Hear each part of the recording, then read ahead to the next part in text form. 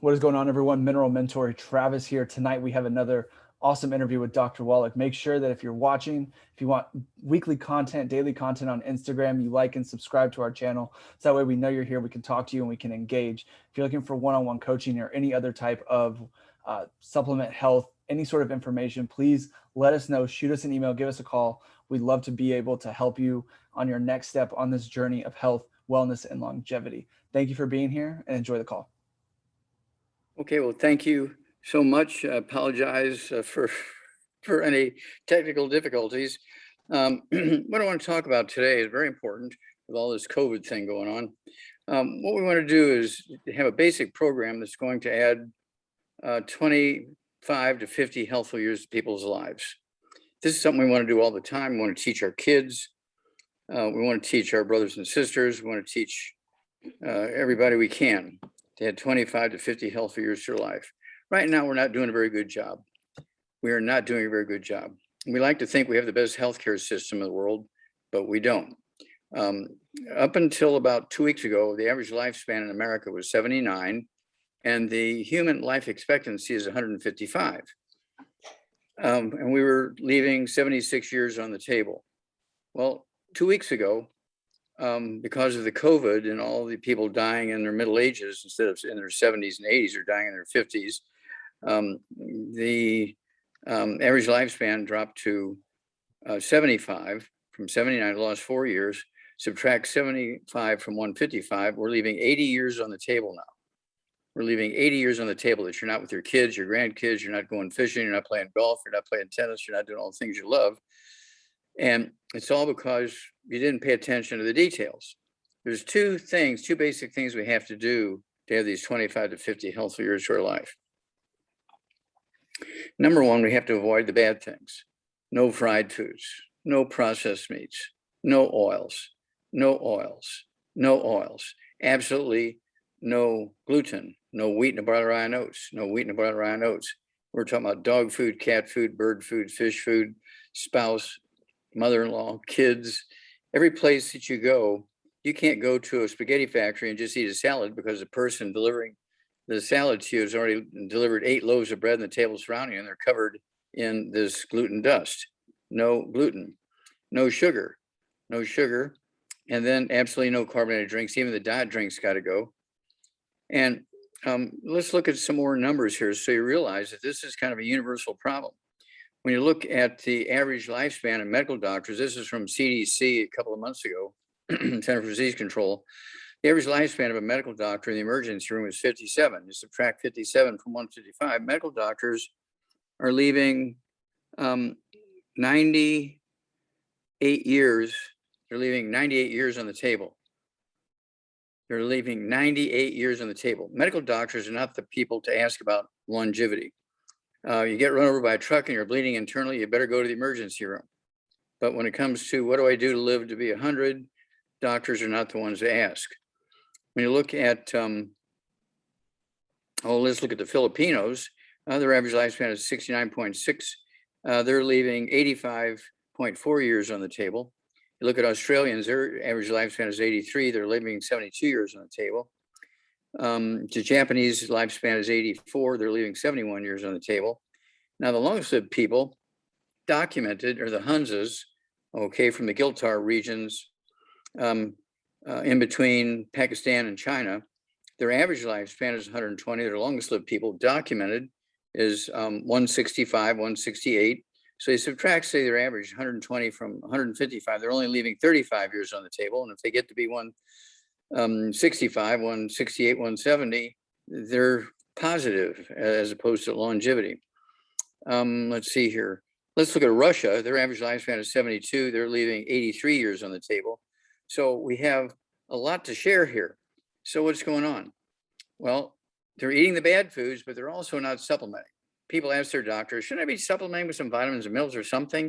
And the doctors will always say, nah, don't waste your money on vitamins, just eat well. You get everything you need just by eating well. And of course, that would be like your mechanic saying, look, don't waste your money on oil for your car. Do not put oil in your car. Just put 6 quarts of dirt from Texas or Oklahoma in there. There's bound to be some oil in it. Well, an insane person wouldn't do that to their car. When a doctor says, oh, just eat well, you get everything you need, everybody beats their chest and says, my doctor says I can get everything I need from my food. Well, we have a problem with that. That's not true. Let's go back to 1936. Let's go back to 1936. 1936, the U.S. Senate document 264 was published. U.S. Senate document 264 was published in 1936. And they said, we don't know why, but the nutritional value of our food has dropped by 85 to 95%. Okay. U.S. Senate document 264 in 1936 said the nutrition in our food has dropped by 85 to 95%. What's going on? Let's go back to 1880. Let's go back to 1880. The first hydroelectric plant in America was in Grand Rapids, Michigan. It was for a furniture manufacturing company called the Wolverine Furniture Company and chair company manufacturing. And this is the beginning of the end. 2 years later, 1882, Thomas Edison and Jonathan Leibs pulled the switch in the first commercial electric generating plant in New York City, 3 o'clock in the afternoon, Monday, September 4th, 1882, on the bluff overlooking the construction of the Brooklyn Bridge.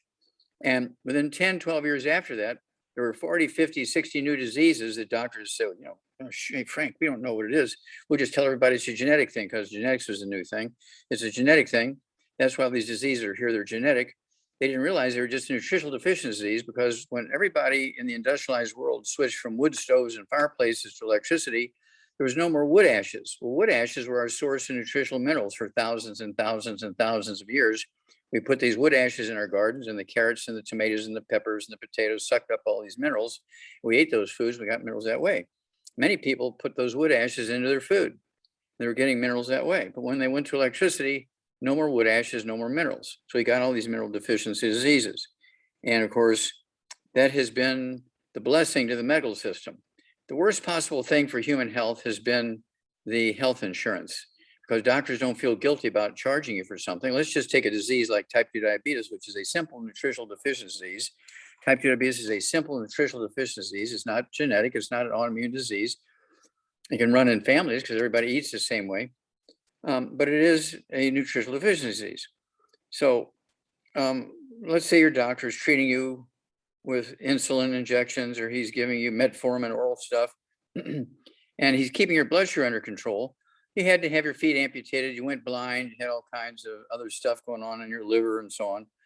But, your blood sugar is under control. So the doctor feels good about it. And you've lived another 40 years under these weird circumstances. But when you first were diagnosed, if you were given the healthy blood sugar pack and stayed away from all the bad foods, within 2 weeks' time, you wouldn't have type 2 diabetes anymore. You wouldn't have to have your feet amputated. You wouldn't go blind. You wouldn't be obese and all that kind of stuff that's associated with diabetes. There's over 600 different diseases that are caused by nutritional deficiencies. There's over 600 diseases that are caused by nutritional deficiencies, and they're the things that are causing our problems. Okay, now let's kind of look at some more information here. Here we go. Let's look at the top. Let's look at the top 11 states out of the 50 states that have surpassed 1 million cases of COVID. That have surpassed 1 million cases of COVID. California is 39% Latino and 8% Black. Texas is 39% Latino and 14% Black. Florida is 25% Latino and 18% Black. New York is 19% and 19% Latino Black. Illinois is 17%, 16% Latino Black. Pennsylvania is 7% Latino, 13% Black. Georgia is 9.5% Latino, 34% Black. They have the highest rate of Black population. Ohio is 3.8% Latino and 14% Black. New Jersey's 28.9%, almost 21% Latino and 15% Black. North Carolina is 9.8% Latino and 24% Black. Michigan is 4.9% Latino and 13.8% Black. All of these states have more than 1 million cases of COVID. They have a very high death rate. All right. And so what's going on there? Well, people say, well, it's a racial thing. No, it's not a racial thing. It's a dietary thing because all these people are eating wheat, barley, rye, oats. Their intestines are dead because their villi go away when you have eat gluten. Gluten produces a substance called pro-inflammatory cytokines, which kill your villi. And over a period of time, you start losing the ability to efficiently absorb. That's why when a 3-year-old gets the COVID virus, they get common cold-like symptoms for 2 or 3 days. Their fever goes up a half a degree from 98 point, let's say 0.6 to 99. Okay, and it's no big deal. In 2 weeks' time, they got antibodies against the COVID. They're good for the rest of their life. When a 25-year-old, a 35-year-old, a 55-year-old, a 65-year-old, 75-year-old gets COVID, they've been eating gluten for 25, 35, 40, 50, 60 years. Their intestines are dead because of this pro-inflammatory cytokines. Their villi are gone. And they don't supplement because their doctor said, oh, just eat well. So they're not getting enough nutrition to their bone marrow. They're anemic, and the doctors are giving them iron and B12 shots. Okay. And for a while that works. That didn't work after a while. They said, well, we got to give you a bone marrow transplant because you have bone marrow dysplasia. Your bone marrow has been replaced by scar tissue and fatty tissue. Can't make red blood cells anymore. So they give you a bone marrow transplant for $100,000, but they don't care. The patient doesn't care because insurance paid for it. But then they die from COVID. And so let's look at some more information here. Let's compare a few countries and states and things like that. It tells a story. Let's look at India. Okay, let's look at India. And right now, India, they're saying the numbers of 414,141 dead is not correct. They're saying 3.5 million to 5 million dead in India. They're just burning people by the thousands in the streets. They're cremating them in the streets because they don't have the ability to take all these thousands of bodies in every day and counting them and all this kind of stuff. So they're saying the real count in India is 3.5 million to 5 million dead. They're claiming 31,144,000 infections in the USA. Also India has 1.7 billion people. They have 5 times the population we have. Our population, 332 million. And we're at 35,066,831 infections. And we're 625,189 dead. Let's look at New Zealand and Louisiana. They both have about 5 million population, and New Zealand has 26 dead, and Louisiana has 10,800 dead, almost 11,000 dead. New Zealand has 2,800, almost 3,000 infections, and Louisiana has right now probably 500,000 infections. They had 499,932 this morning, so it's probably 500,000 infections today, compared to New Zealand has 3,000 infections, 500,000 infections versus 3,000 infections. What's going on? Well, Louisiana, again, is primarily Latinos and Blacks, and so they're eating wheat, barley, rye, and oats. Their intestines are dead. They, again, don't supplement, whereas the New Zealanders, 40% of their population are the indigenous peoples, okay, the Maoris, and they do eat maize, corn, they eat sweet potatoes, beans, squash, and seaweed. The seaweed has all these weird trace minerals that are going to their bone marrow and helping them make red blood cells and white blood cells and all that kind of stuff. Same population, but a huge difference in numbers. Let's look at a couple more numbers here. Let's look at Vietnam with a population of 97 million versus the Philippines with a population of 100 million. 100 million versus 97 million, very close. And Vietnam has 334 as of this morning, 334 dead. And the Philippines have 26,844 dead. The Filipinos have 1.5 million infections, and the Vietnamese have 60,000 infections. 60,000 is a lot less than 1.5 million. So what's the difference?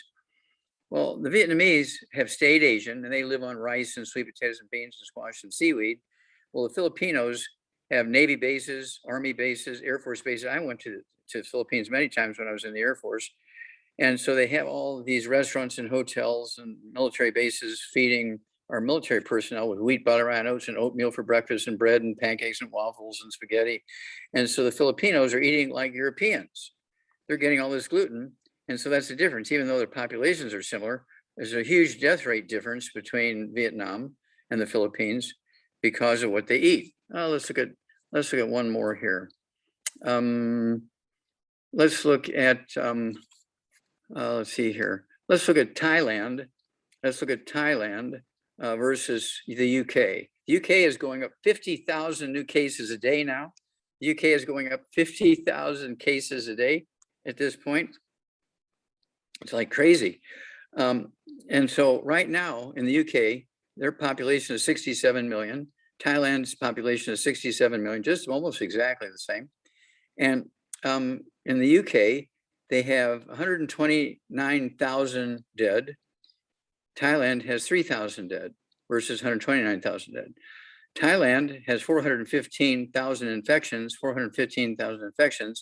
and the UK has 5.5 million infections. Huge difference. So what's the difference?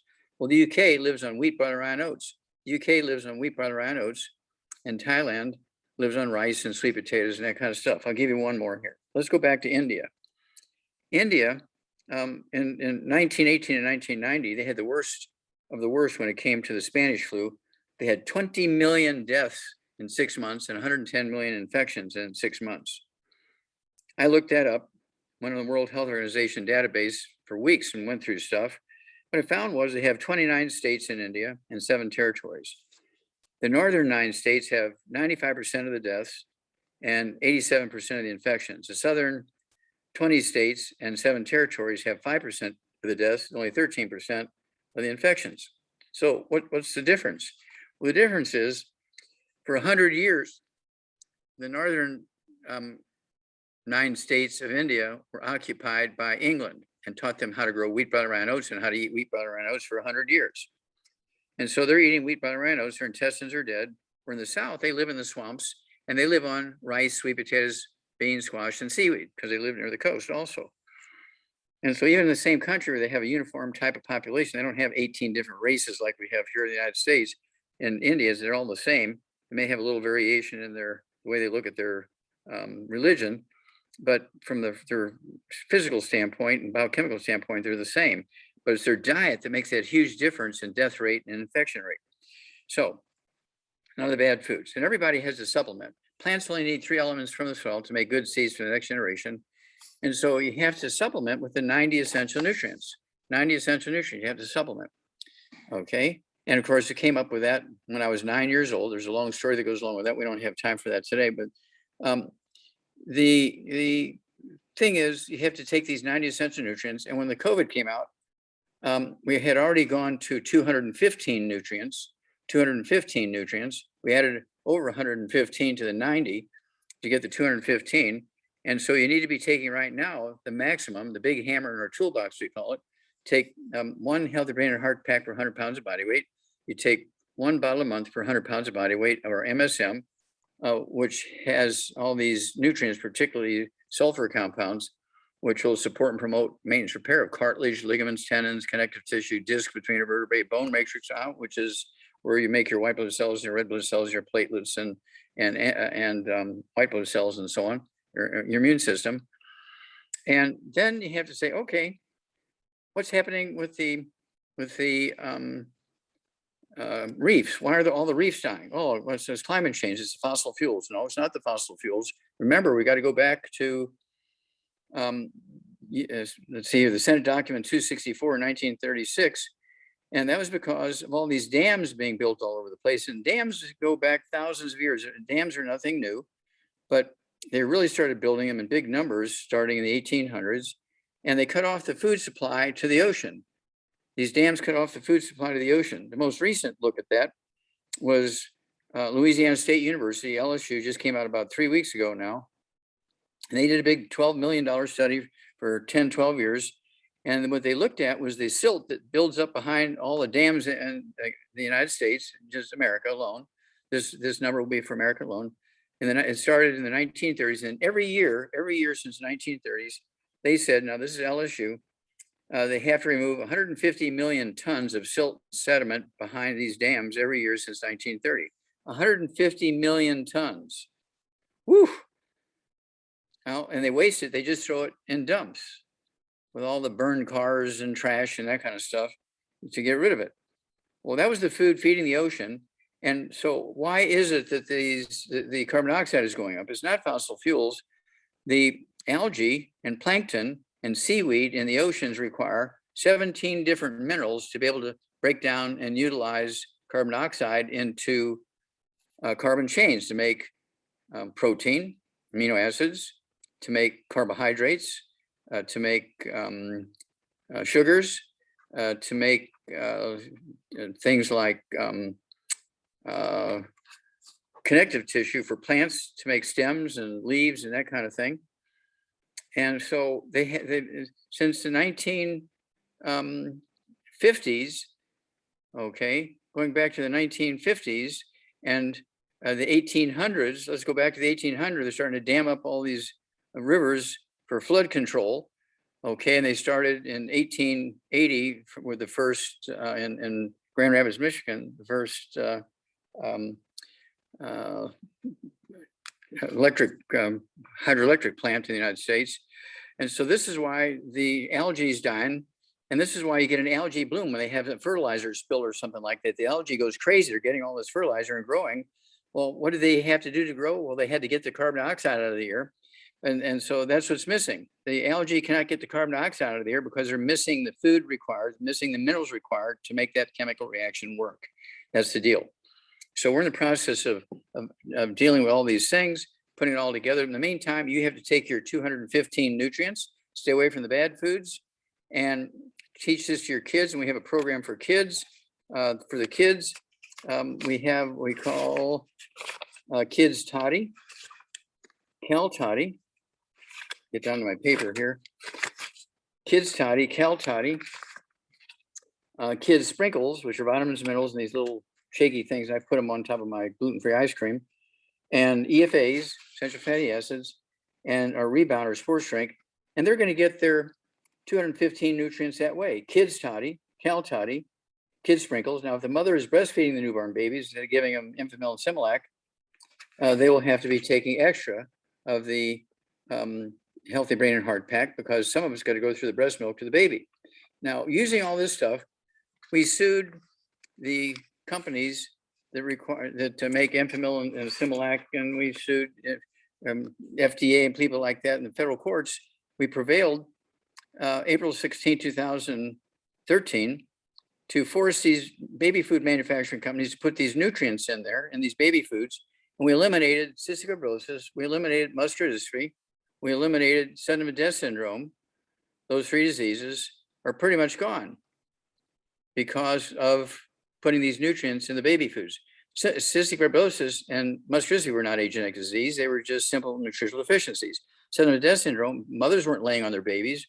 They were getting hypertrophic cardiomyopathy heart attacks, at age 3 months as simple nutritional deficiencies because those nutrients were not in the baby foods and the mother wasn't taking those nutrients if she was breastfeeding them. 98% of the babies who were diagnosed with sudden death syndrome in America died in their crib. They weren't laid on by their mothers. It was all just a big lie because the doctors didn't know what caused it. So they said, well, it's the mother's fault. They laid on them. And so there you go. So over to you. Awesome stuff, Dr. Wallach. We appreciate you jumping in, even with the technical difficulties. So thank you for being here. So I'm going to ask one question for myself first. Sure. You've been mentioning about cutting out soda. We know soda is bad. We also say diet soda, which we know is bad, but I would like to know why. Okay, well, carbonated drinks cause your stomach acid to go neutral or alkaline. Okay, you cannot keep your stomach environment acid like it's supposed to be. So bacteria begin to ferment food in there and you get belching, burping, and bloating and stuff. You go get your stomach removed and all those kinds of things. Or you can't break down amino acids or proteins into amino acids without stomach acid. Okay. You can't absorb iron and B12 without stomach acid. And so you're really a mess. The carbonated drinks, even if you're drinking a carbonated juice, there are carbonated juice out there, juices. Those are just as bad. All the carbonated drinks are cutting your lifespan by, 35 to 50 years. So you got to stay away from them. Wow. And so that's why we like our rebounder sports drink. Now, does that include like mineral waters like Topo Chico and that kind of thing, or are those in a different category? If they're carbonated, that's good to know. All right, so I'm going to move on to questions from our Instagram chat. The first one is, they were asking him, we know that olive oil in a bottle is bad. She says she has a friend that does cold pressed olive oil and puts it into barrels. Does that change the damage, or should we still avoid that? well, she needs to eat the olives before they're pressing them to get the oil out. Okay. Once you press them and get the oil, you put them in the barrels, they're already beginning to oxidize. And by the time you get it, they're actually a negative. Okay, that's really, really good to know. I know that the air and the oxygen and the light is all causing problems. So that's correct. Perfect. My next question is, can the heart regenerate? And if so, how do we do that? Absolutely. The heart is very, very, the good Lord made us in such a way that we have the ability to rebuild every type of cell in the body, every type of tissue in the body, every type of organ in the body, and you can rebuild the heart. And so this is why we're able to get rid of sudden death syndrome, okay, because the sudden death that these babies are dying from was just a simple little nutritional deficiency. When you have and it just shows you how tough the heart is, when you have all these blockages in your coronary arteries, and they do coronary artery bypass surgeries and all that kind of stuff to get blood flowing through there, but they don't stop the damage. They didn't change the diet.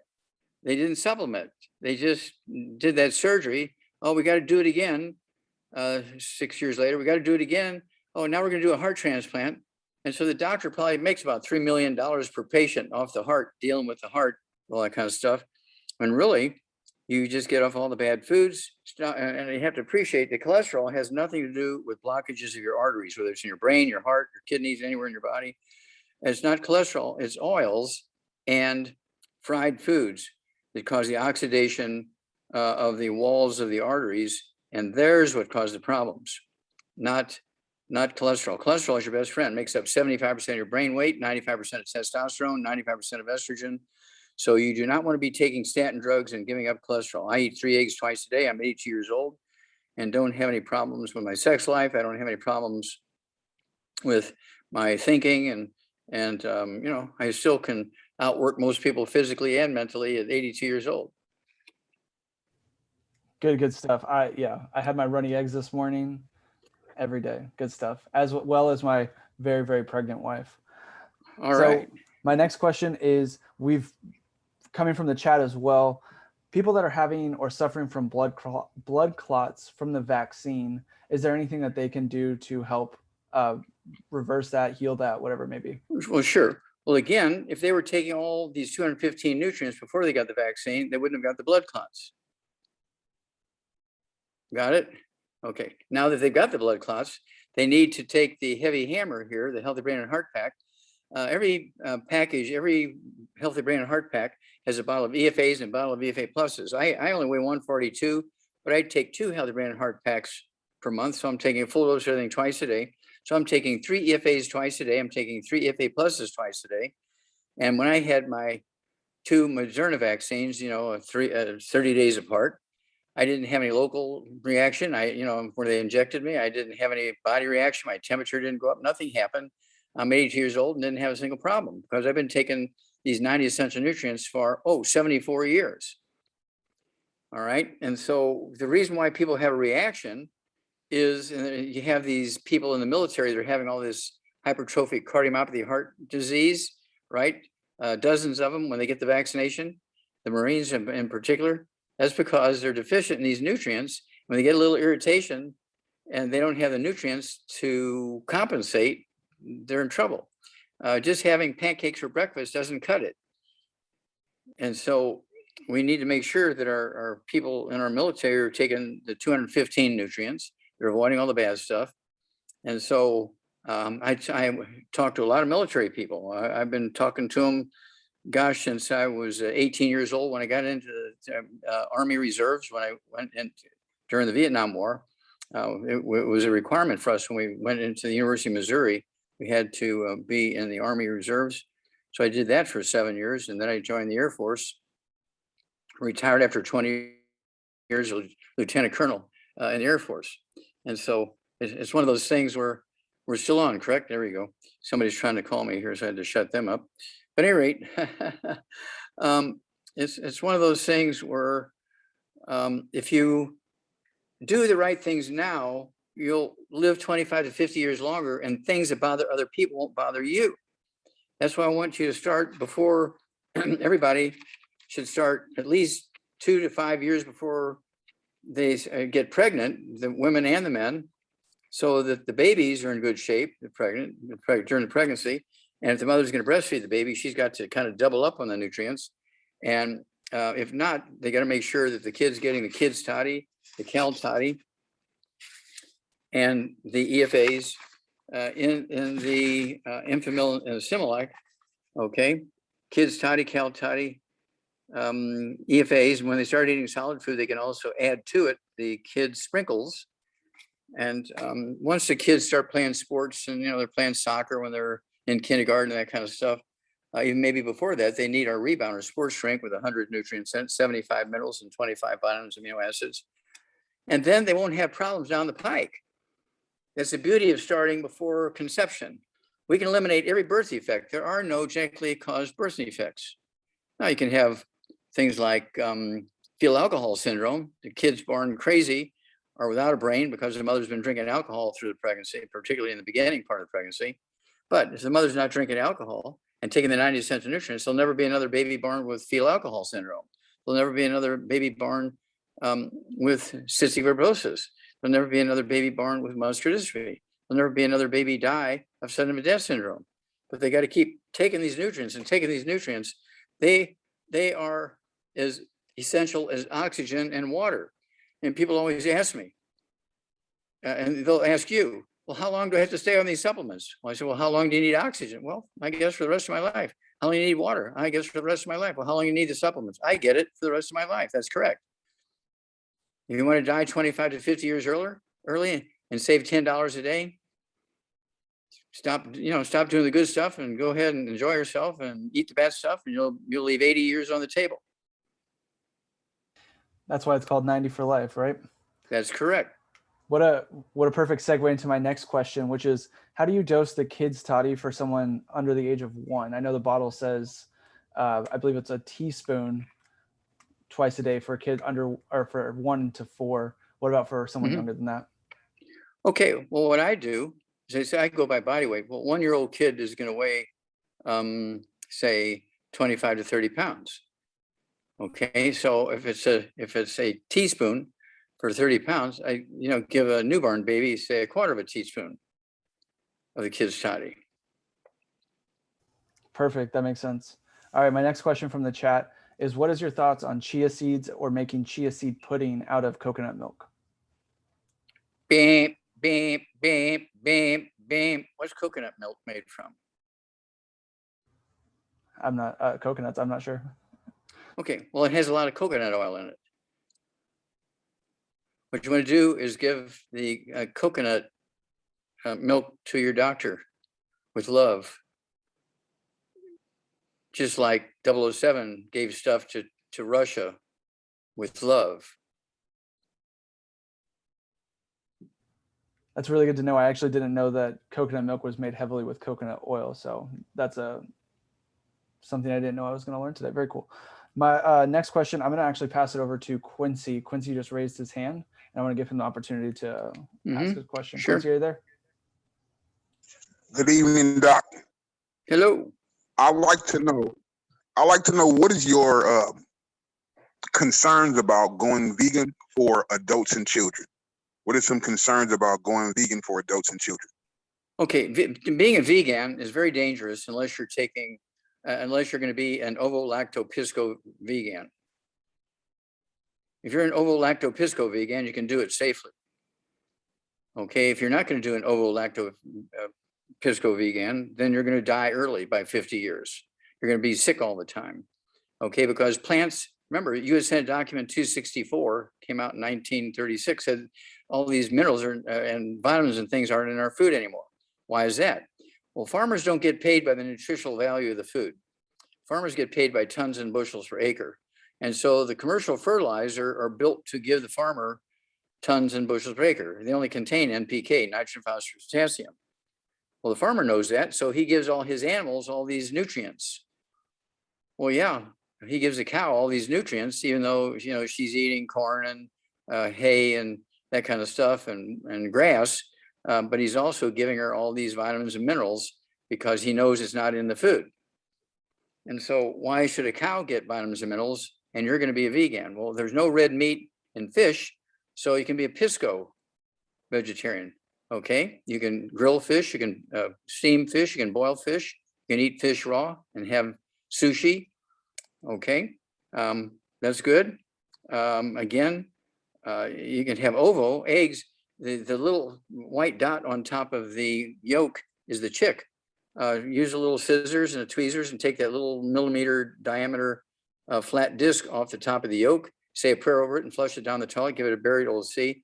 The rest of that egg is all vitamins and minerals and protein and fats, good fats. Now you have to appreciate that if you incubate that little disc in that egg in either an incubator or under the chicken or under the hen for 21 days, that little white dot eats all that stuff in that egg and becomes a full grown chick in there, pecks its way out of the egg, and it has a heart that beats and sends blood all around. It has lungs that work, it has a liver that works, it has a digestive system that works, it has kidneys that works, it has a brain that works, it has eyes that work, it has bones and joints and muscles that work, and skin and feathers and everything, all from the nutrition that came from that egg.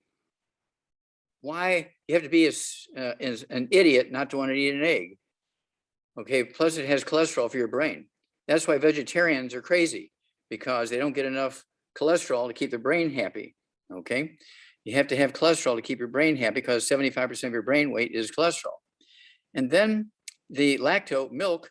What is the first food of all mammal vertebrates, including whales and elephants and giraffe and rhino and hippopotamus and kangaroos and wombats and humans? And what's the first food of vertebrates? Milk, breast milk, lacto.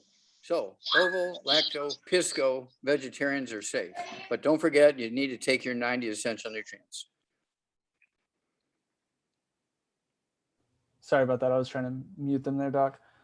That makes so much sense. And that's a really good question, Quincy. I think a lot of people. Yeah, it's a good question. Yeah, they forget. And, you know, they say, well, cows are out there. They're eating all that grass. Well, yeah, they're eating the grass. But guess what? They're also getting all these vitamins and minerals that the farmers are giving them. Okay, they're not just eating grass. That's perfect. Yeah, we definitely have to supplement whatever diet we choose. Because I was vegan when I came into Youngevity, and via seeing you speak live, I came home to my wife and I was like, nope, we're eating eggs now, and we're going back to the way things were. So I got one more question from the chat, and it's about black seed oil. I think we know where we're going to go with this. I don't know much about it, but we'd like your input. Okay, well, flax makes very good coats and underwear and stuff like that. Okay, it makes a fiber that people, you know, have used for thousands of years.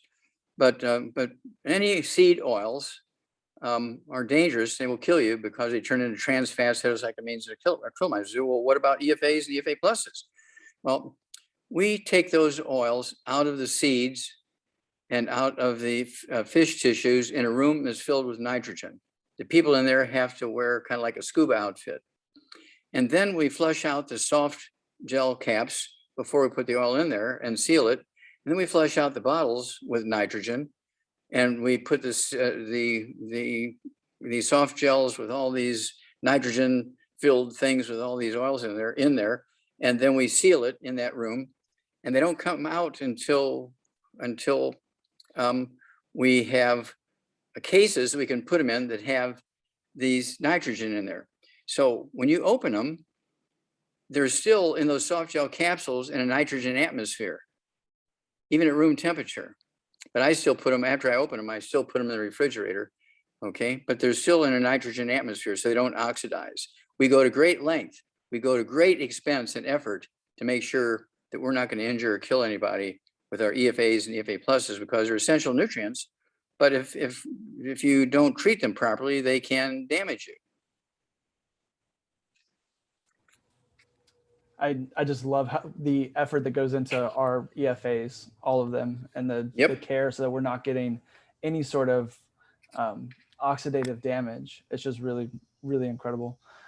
So I have one more question for myself that I kind of came up with, but we touched on it a minute ago, and it's about having like being gassy, having gas. And it sounds like it's a stomach acid issue. Can you just elaborate a little bit on that?